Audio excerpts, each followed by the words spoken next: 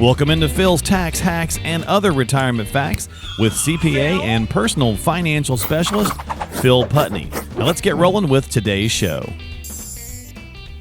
Welcome into Phil's Tax Hacks and Other Retirement Facts with Phil Putney and myself, and we're going to talk a little crash course in psychology of big market moments through the years or crashes, things of that nature, and we're going to touch through quite a period of sometimes called black swan events too, I think. So we're going to kind of get into that a little bit and run through some of these things and just kind of talk about how it affects us when we're thinking about the way maybe we view money or the way we save or the way we spend and things of that nature, especially as we're getting, up there in years and so on and so forth. So that's the topic to this week on the show. Phil, what's going on, buddy? How are you?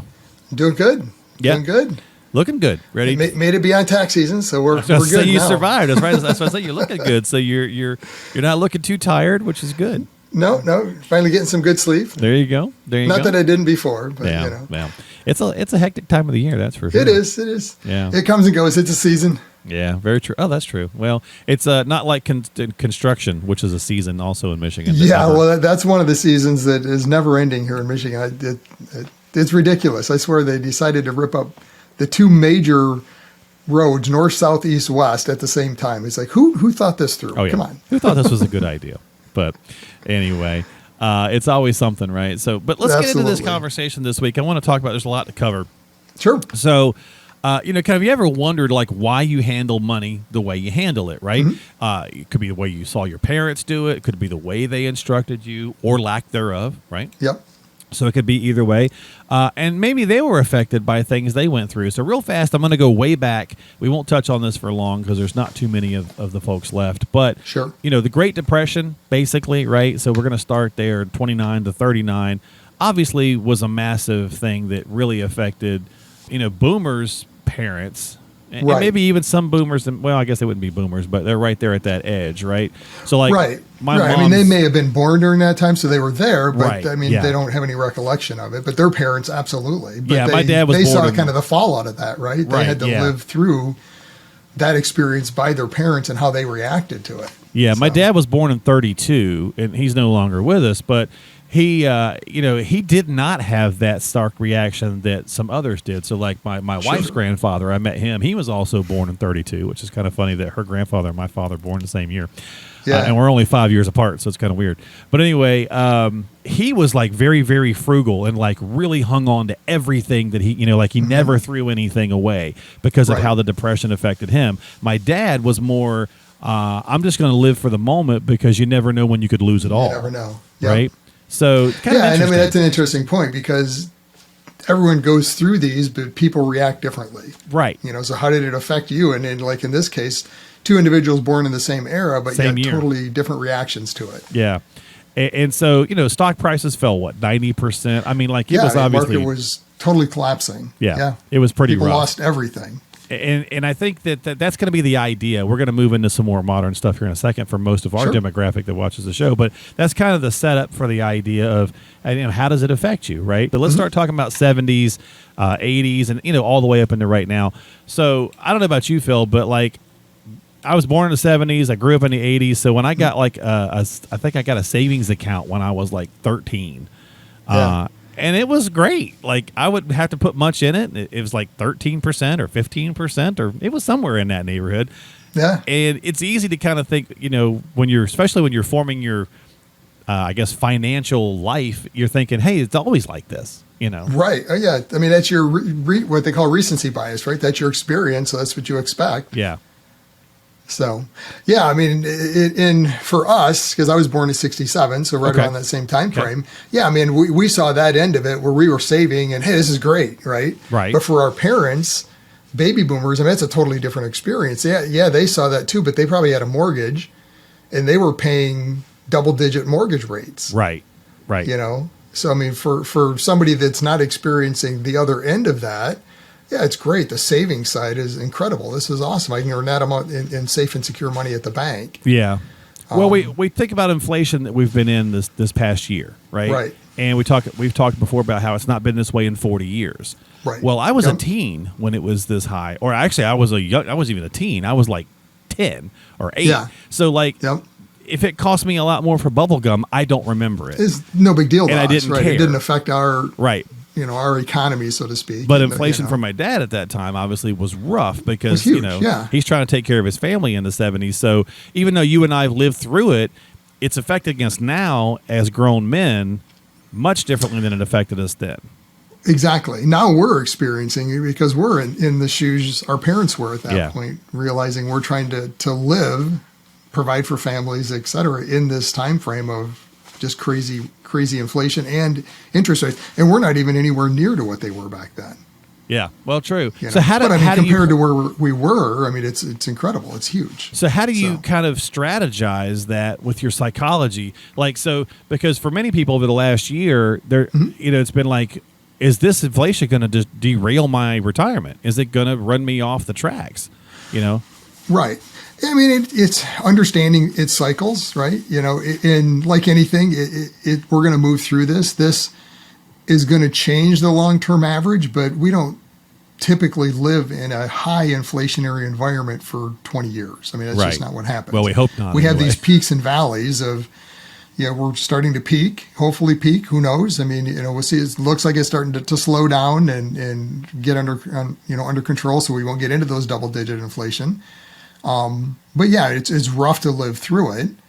But at the end of the day, it shouldn't derail your inflation or your retirement. I mean, it should be a short-lived period of time. Right. But it's just helping people kind of grasp that and understand that, because when you're in the middle of it, it's tough to think of, wait a minute. We planned on 3% inflation, which over historical timeframes is probably an accurate number. But yet, when we're right now experiencing 8, 9, 10, I mean, it's hard to think, wait a minute, the plan's not going to work.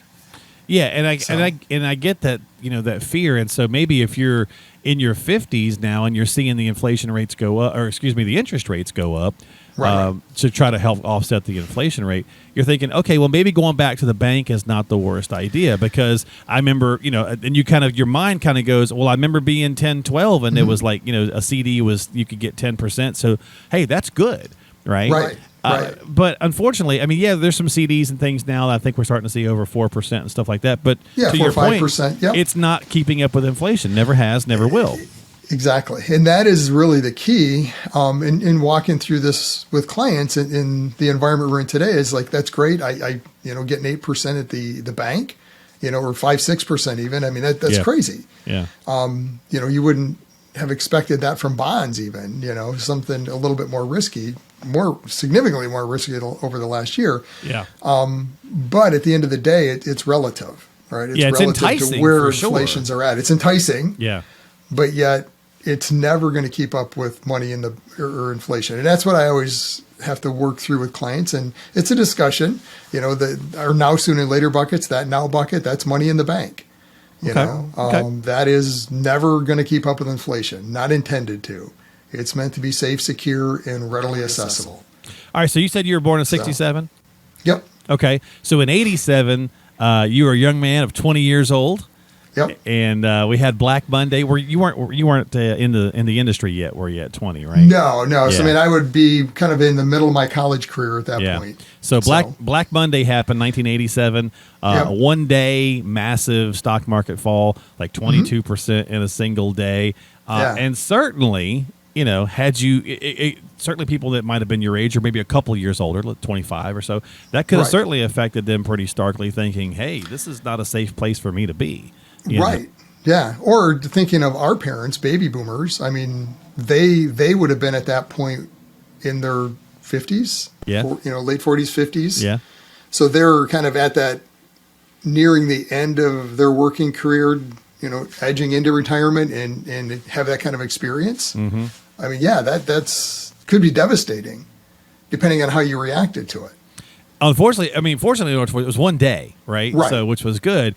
And so hopefully it didn't have any kind of long-term lasting effects on people, but it kind of was really, kicked right after that when we spent the next, 13 years, pretty well all through the 90s.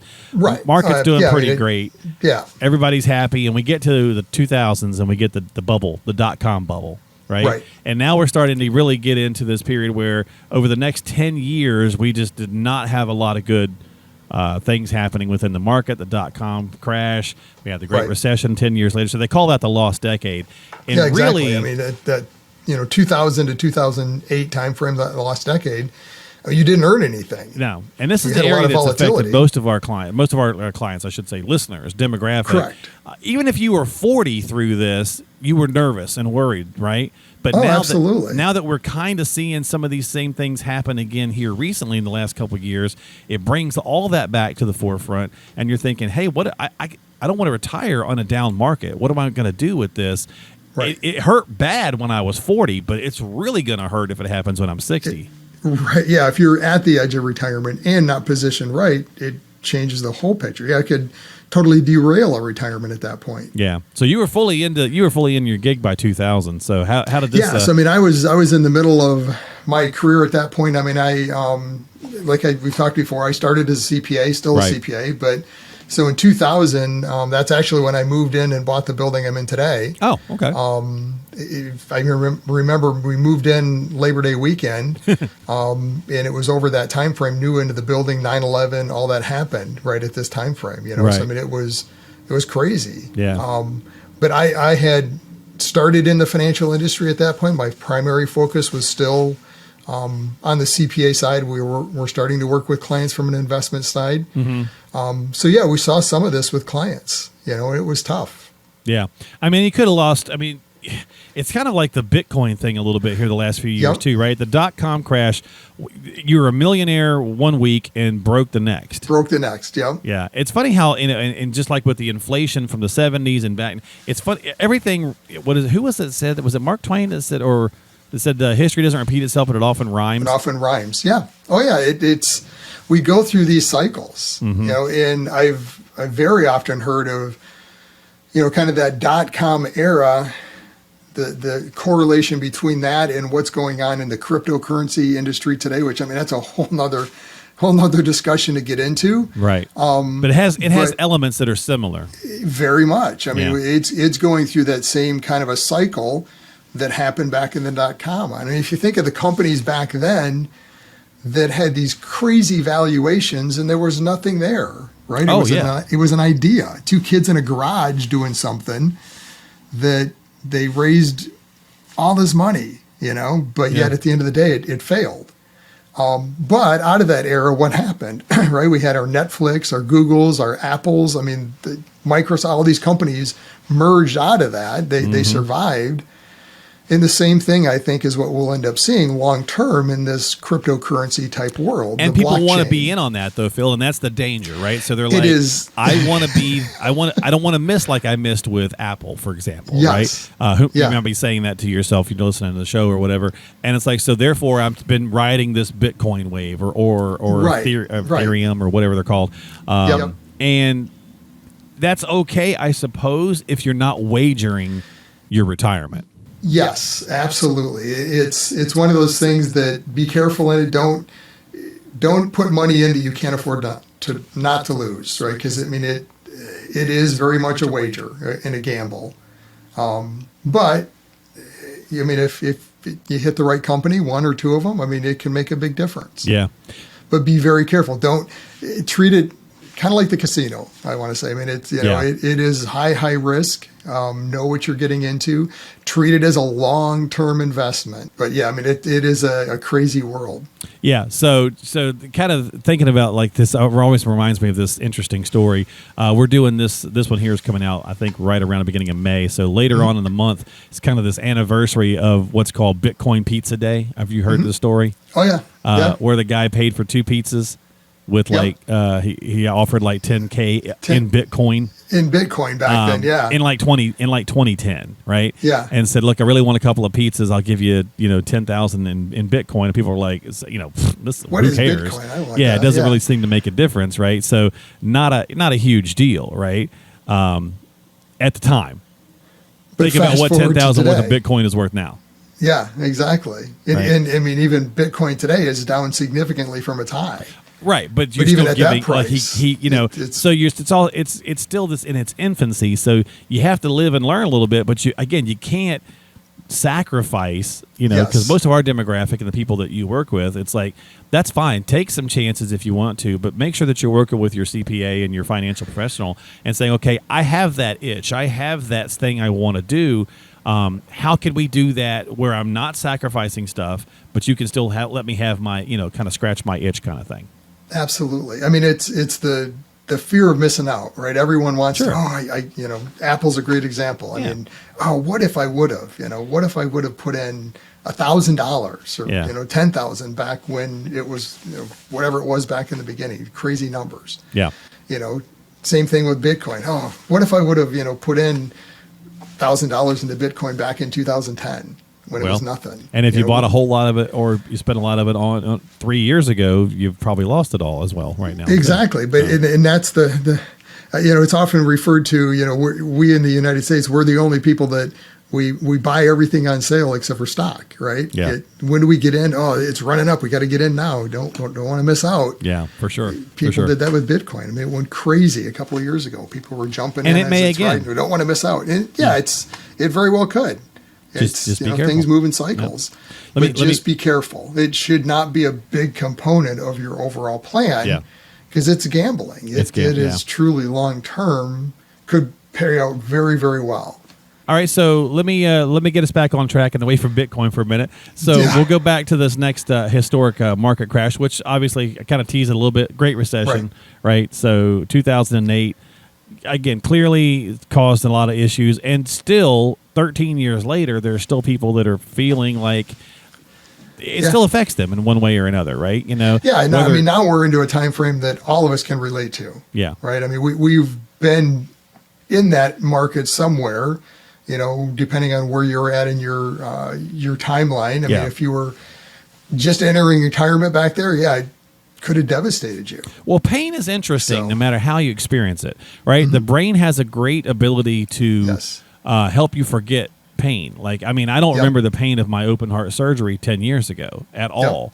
My wife's like, it was pretty terrible. I don't remember it.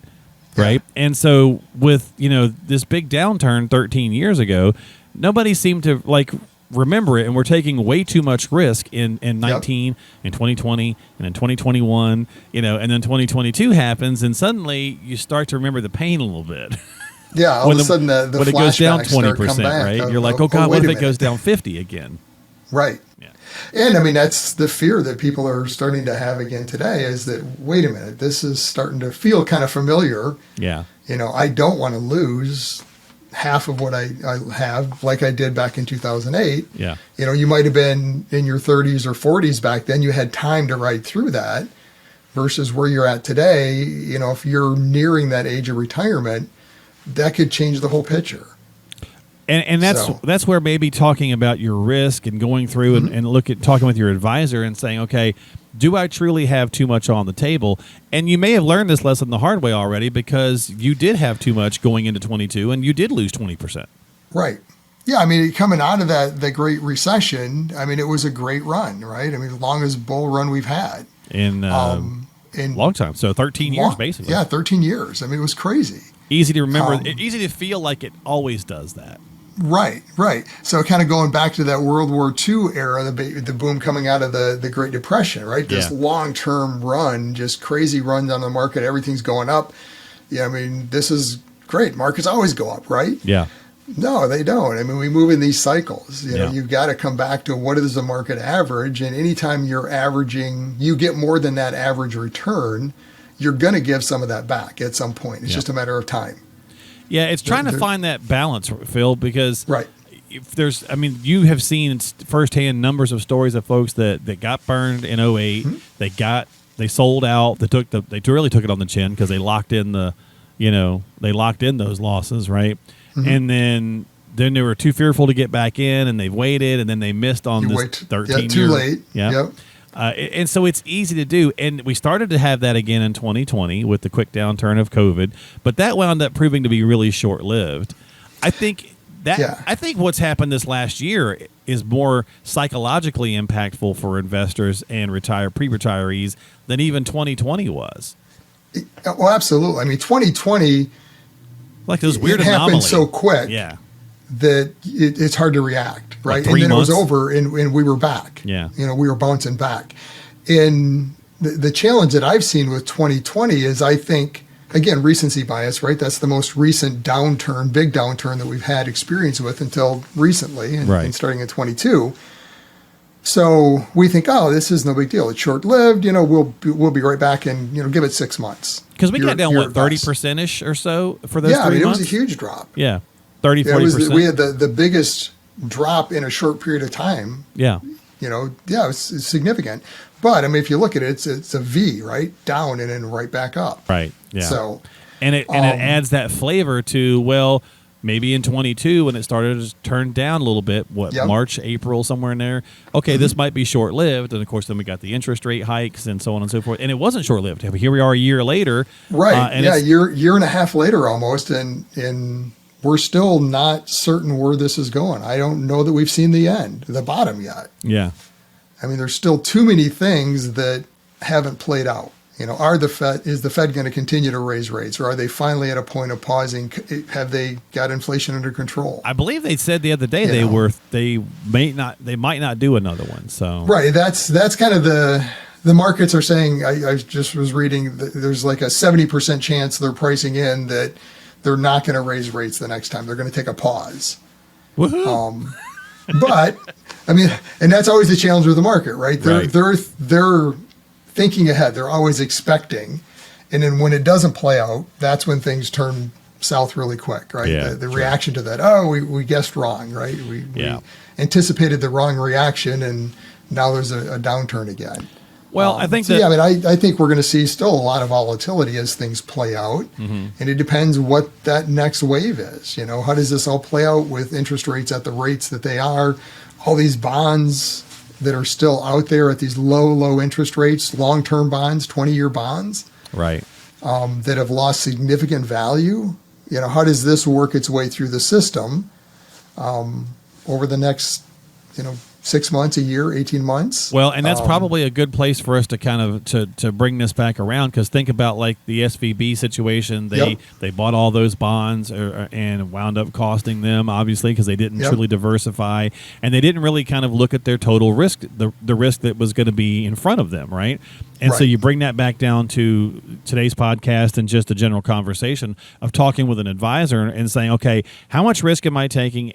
Do I have some diversity? It's like all the basic stuff. It's just basics 101. It is, and it's helping manage expectations and emotions. Psychology, yeah. Yeah, unfortunately, we are, or fortunately, we're emotional beings. Everything we decide is an emotion. You're based on emotions. There has to be logic in there too. Right. But usually we make the decision emotionally and then justify it logically. Well, hopefully that's where the advisor comes in, because we are going to get burned in 08, and we are going to be emotional about it and have a psychological kind of impact. And then we go, okay, look, Phil, I need you to help me work through that, because I don't want to make those same mistakes that I made in 08. Yes. Yeah. So a couple of keys with that. Number one is truly understanding your risk, right? And don't let the markets determine it. It's easy to say, oh, I'm comfortable with risk when the market's going up. Right. But you always have to come back to, okay, are you really? Because taking that level of risk means the downside exposure is a 50% loss. Yes. Is that something you're okay with? Yeah, exactly. Everyone wants the 10, 12, 13% up, but the 50% down, wait a minute, I don't want that. They go hand in hand. You can't have one without the other. If we had that, this would be an easy game, right? Well, that's why I like to eat cake, but I don't want the calories. But unfortunately, you can't have one without the other. So. They haven't figured that out yet. No. Well, they try, but it doesn't. They try. It just doesn't taste as good, and it's probably not good for you with whatever you're consuming to make this work. The chemicals, exactly. So but you have to have a balance. And the flip side of that, though, is you can't go too conservative either long term, because long term we're going to have inflation, right? We have to have something invested to keep up with that inflation long term. So it's always this balance. Yep. And that's why, personally, when we've talked about it many times, we bucketize the money the way we do, because it helps position risk with the need, right? Yeah. And that, back to SVB with the banking, that's the problem they had. they didn't match the asset and the liability, right? They had a long-term, a 20-year investment matched with a short-term need. Yeah. And when that short-term need came in, the time horizon for the investment was wrong, and they got burned. And you bring that down to your own household, and you can do exactly the same thing. So right. Yep. So how you invest for money you're going to need in the next 10 to 11 years naturally should be different than the 20, 30 years beyond. And I know we're getting a little long, so I'll wrap it up with this kind of thought. But we've heard stories, and who knows exactly, but like of SVB not having really a lot of people in place that were truly, bank oriented, right? And they were making maybe decisions based on cultural things or whatever, and that maybe wasn't the smartest move. And so think about your own household and just say, are we making decisions that make the best, overall impact to our financial health? Right. Maybe not just, because that's at the end of the day what you need to set up for retirement, because you've got to take care of yourself when you're older, because nobody else is going to do it, right? I mean, there's government programs, but we all know that they're struggling. They could continue to struggle to get worse. So the onus has clearly been put on us to take care of ourselves. So make sure that you're doing that from a psychological standpoint when thinking about money. And again, I think that's where some value in working with a professional comes in, like Phil, because it allows you that sounding board, that detachment to say, okay, I was burned by this, but you've seen this, 100 different ways because this is what you do for a living. So help me walk through this and walk me off that ledge. I think that's kind of the takeaway. And those are really the two keys that an advisor should be able to help with. Number one, your point, detachment. It's not my money. I care, but I don't care as much. Exactly. I care. It's not that I'm not, going to do something crazy because it's not my money. No, I care. I understand. Right. But I'm not emotionally attached to that decision like you are. Yeah. So I can give a more unbiased opinion. Yep. And then secondly, this isn't my first time in the rodeo, so to speak. I've done this before. I work with clients like this every day. Yep. So this is my expertise. I can give some wisdom, some knowledge to it, versus you. This is the only time probably you're going to retire. Yeah. Well, hopefully, unless you're hopefully, unless you're some sports athlete. I have had those clients that have gone back, and not because maybe they had to, but because they wanted to, or they got too enticed with. But they're offering me, and it's only for a 12-month period, or exactly. But that's a decision. It is a decision. That's not a requirement. So again, folks, we're going to wrap it up. If you've got questions, if you need some help, make sure you reach out to a qualified professional before you take action, because the psychology of money and the things that we experience certainly play into our decision-making process, and sometimes you need that sounding board. And Phil is here to help. So get on the calendar at 248-888-7530. That's 248-888-7530, or go to philstaxhacks.com. That's philstaxhacks.com. We'll get out of here for now. Phil, thanks. Have a great week. For Phil, I'm Mark. We'll catch you next time here on the podcast. Investment advisory services offered through AFS Wealth Management. The content of this program is provided for informational purposes only and is not a solicitation or recommendation of any investment strategy. Investments and/or investment strategies involve risk, including the possible loss of principal. There is no assurance that any investment strategy will achieve its objectives.